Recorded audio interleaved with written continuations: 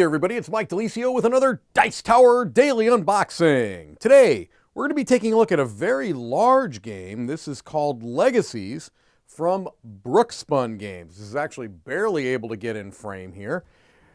Looks like 1 to 6 players, between 90 and 180 minutes. And looking on the back, we have a little bit of a view here of the components. Now, it does say that this is the upgraded deluxe edition of the game. It's going to have some metal coins, dual layer board, tri-layer player mats. That I do like me a dual layer board, so a tri-layer board must be even one better, right? It says that Legacies is unique in its integration of primary mechanisms, including multi-use cards, market manipulation, area control, worker placement, variable round ends, variable player powers, and variable scoring. Additionally, each player has a chance of playing their character above board or underhanded. Well, I wonder which one Tom would choose. I can tell you which one Tom would choose, but I'll let you figure that out on your own. All right, so you can probably see that there's some kind of spot UV there to give it that shine. I'm assuming that's what's causing that. Let's take a look inside the box. So it looks like we've got some game trays happening here and a lot of screen printed wooden components. So that's very impressive looking. But let's just take a quick gander through the rule book just to see how this is kind of laid out and what the graphic design and iconography might be. All right. So we've got a illustrated list of components, including player tokens. Here we see our board setup. All right, looks like there's a fair amount going on that board, and then we've got our players set up as well. All right, see here, and then we've got the gameplay. The game takes place over 6 generations, 2 per century. Each generation, players will take turns playing player cards and triggering global actions. The generation ends after a specific number of mandatory and non-mandatory global actions have been played. Looks like we get some terminology taken care of. The game ends after 6 generations, and then they talk about what happens there. So you've got some player actions. You can have making relationships, buying or selling investments, taking opportunities, exploring the city, obtaining resources, and acquiring an heirloom. And then it goes into more detail about each of those player actions. As you might expect, this is probably going to be the biggest part of the game. Then it talks about some global actions, some that are mandatory and some that are not. Okay, so it looks like there's a fair amount going on in this game. This looks like at least midweight game would be my guess, just based off of the quick scanning of the rule book here. There's also a solo mode as well. It says you are going to compete against 1 or more non-player characters who each serve as a nemesis. Oh, playing against a nemesis. All right, and it talks about how that works out as well. All right, and a nice little overview on the back. All right, so again, there's a lot of components here. We've got some game trays with screen printed wooden components, and I'll just kind of show those off. I'm going to leave them in their trays because why not? But you can get an idea for how they look by that. And there are other things that looks like they're going to be added to this, maybe through the cardboard. So here are some dice. These look to be kind of screen printed dice, I suppose. They're not etched, okay, but they are custom. As you can see, custom D6s. I'll put those back in there. And I will drop the lid, as I'm wont to do. And here we've got more screen printed wooden meeples. Or not, they're not meeples, they're tokens, I suppose. More and more and more. And I'm not going to spend a lot of time on these, but you can kind of get a good gander on those and get a sense for how they look. I'm a big fan of screen printed wooden components. All right.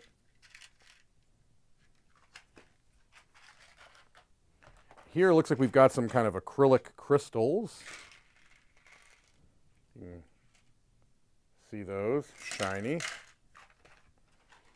And then finally, another long, looks to be a resource tray filled with more screen printed wooden tokens. So Component quality is quite high. Again, reminder that this is a Kickstarter Deluxe edition, so that kind of presumes that there are other editions that are not deluxe that will not have the same components. All right, let's look through some of this cardboard. I'm just going to kind of show off the cardboard. The thickness seems to be quite good, so I don't think there's going to be any issue with the cardboard quality of the components. I'm just showing those off. Here. Actually, maybe I'll just go this way. Just give you a little scan. You don't need to be seeing a whole lot of detail here. I am... That for me is a little small on font, I have to tell you.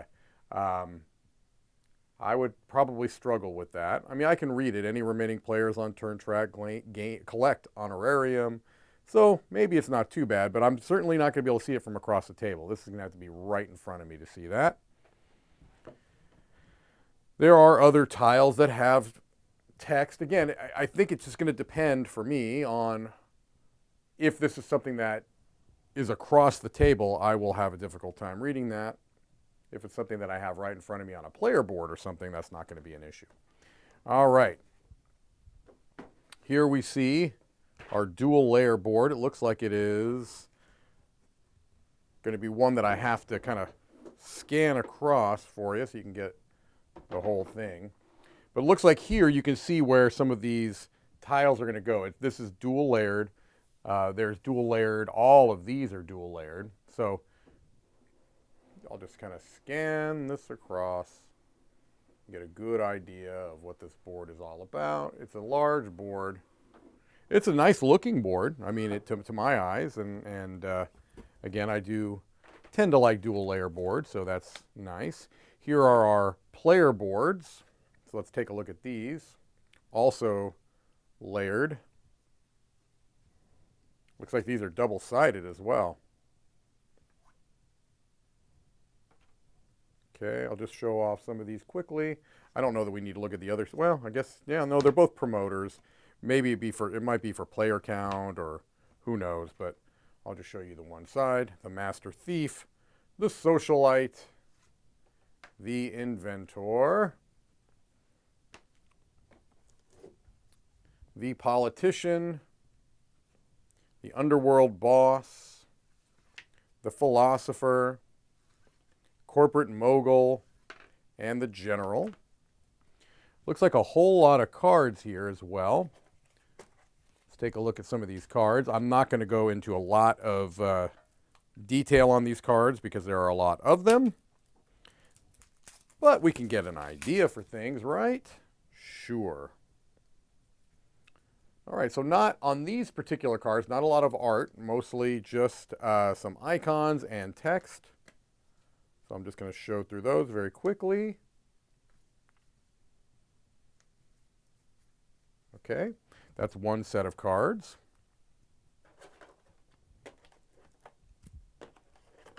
There are a lot of cards in this game, folks.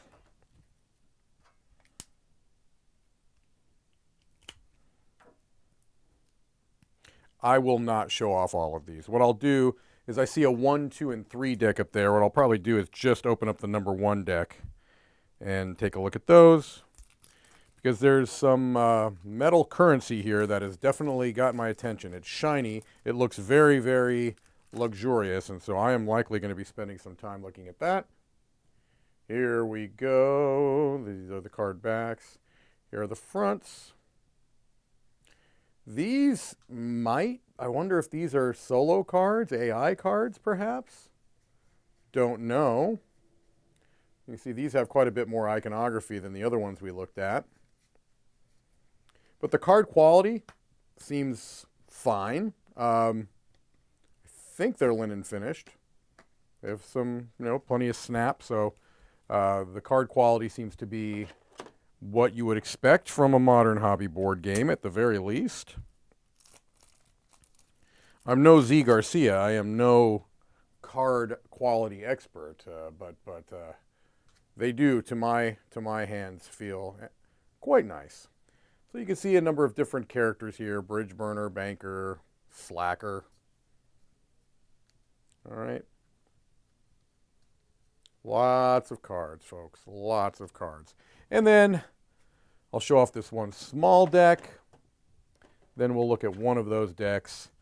And then we'll end with the shiny metal coinage, because that looks to be a very, very fancy showpiece type component. All right, so these smaller cards, again, depending upon where they are, the iconography, there's not a lot of text you have to read. It looks like it's mostly iconography. So it is a little small for my taste, I have to be honest with you, as a person with eyes that do not cooperate with them as well as they did in younger days. I do start to think about those things now, whereas in the past it wasn't really a consideration for me. It certainly is now. All right, so this is our deck 1. Spoils of War. All right, well, I imagine that the deck 2 and 3 are going to be very similar to these, so you can kind of get an idea, again, of the iconography, things along those lines. I don't think these are going to vary tremendously. Sure doesn't look that way. Okay, so let's close out by looking at some of this. I can't quite stress enough to you how thick these feel, like actual gold bullions. I mean, that is remarkable. These are very, very luxurious.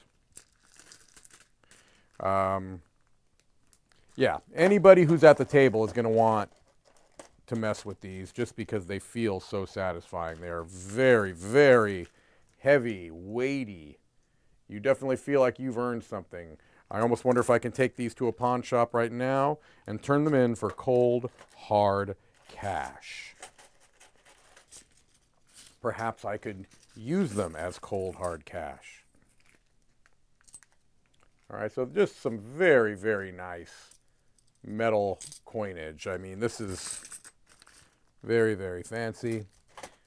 I think we have a pretty good idea of what's happening inside the box of Legacies. Thank you for watching another Dice Tower Daily Unboxing.